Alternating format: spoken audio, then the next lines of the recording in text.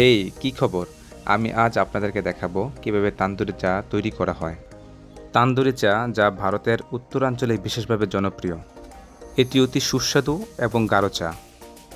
আসলে এই চা প্রস্তুত করতে বিশেষ উপাদান গরম মাটির হাঁড়ি যা চার মধ্যে ভিজিয়ে দেওয়া হয়, যা চা স্বাদকে এক অন্য লেভেলে নিয়ে যায়।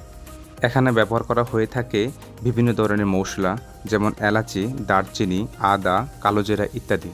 ঠিক তেমনটি আমরা দেখতে পাচ্ছি এখানে। এখানে একটি পাত্রের মধ্যে গরম মাটির হাঁড়ি ভিজিয়ে দেওয়া হচ্ছে। এখন ছোট ছোট মাটির পাত্রের মধ্যে তা সার্ভ করা হবে। চাটাকে দেখতে আরও আকর্ষণীয়, আরও সুন্দর এবং সুস্বাদু করার জন্য উপরে গুঁড়ো দুধ ছিটিয়ে দেওয়া হচ্ছে।